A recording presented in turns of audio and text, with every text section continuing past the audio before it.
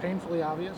It is. I guess, what should fans expect, I guess, for game day with all of that going on? Yeah, I think a lot of our fans are pretty familiar. The project just north of the stadium, really into downtown, that finished up a couple years ago, was probably even more painful for this one. I think we just want to make sure everybody understands, give yourself a little bit extra time, avail yourself of alternate routes. So whether you come around Loop 340 or you're going to Waco Drive, just give yourself a little bit of extra time. I think the other thing that maybe not everybody has seen, the city has a sewer relocation project going on Martin Luther King Jr. Boulevard, just to the west of the interstate as well. And so there's kind of some benches in a couple different places there. So really just want to encourage people to take your time, come early.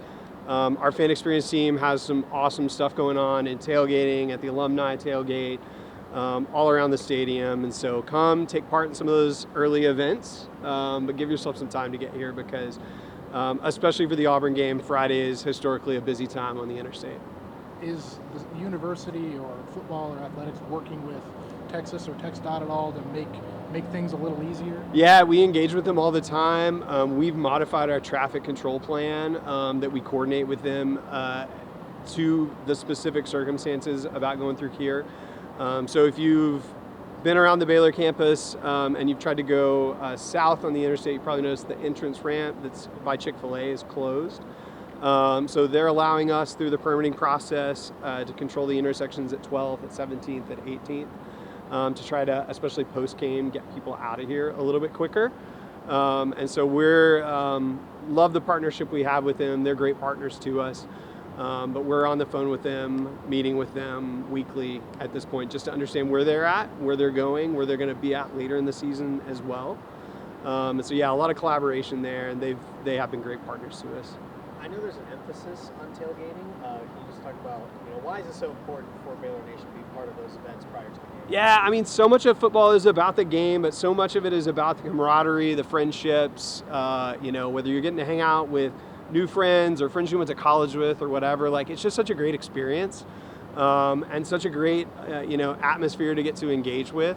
And so we love it. We've, historically, especially over the last, I would say 15, 16, 17 years, back to the successes that Javon was talking about especially, have kind of grown and created this culture of tailgating around here, whether it's here, whether it's on the other side over by the law school, whether it's in our student zone over there as well. And so just love to see people engaged and really give them an opportunity to have fun before they even get here. Where are you hoping to see that aspect grow? Especially, I know fan engagement is very important for Baylor games.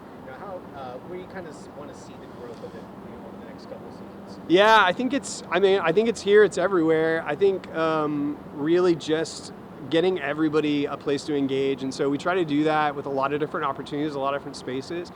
So whether it's places over here that are full service with our partner Revel XP, or whether it's self-serve spots, whether it's our students, whether it's people that just, hey, I'm not going to tailgate, but I'm going to come up to the alumni tent, have great stuff going on over there. It's really all those avenues to engage and kind of, creating an atmosphere and an opportunity for everyone to take part in it.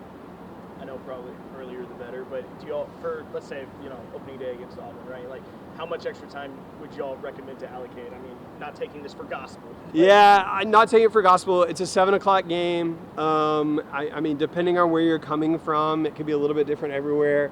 But I would, try to give yourself a couple hours early to get here. So if you haven't left your house by 5 o'clock in south side of Waco, maybe it's time to boogie on over to the stadium.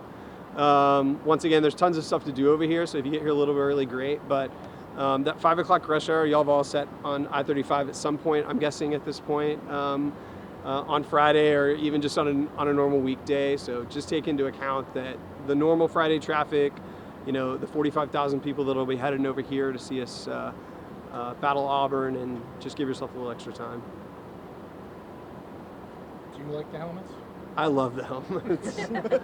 I've worked here for 20 years. I love the helmets. So, but I will say there's not much about Baylor I don't love, but the new gold helmets especially, incredible. Love it. When you look at those helmets, because you say you've been here for 20 years, what's kind of the first memory that pops up when you see those? It's the 13 West Virginia game. The first time we saw him, we did a photo shoot a few weeks prior to that when it got teased in what was Social 12 years ago, and one of the kind of there's probably maybe one of the only homages to Floyd Casey here is there's a picture next time we're up in the press box, go down the hall towards the 50-yard line, towards the photo deck, and there's a photo of somebody holding one of those old chrome domes up.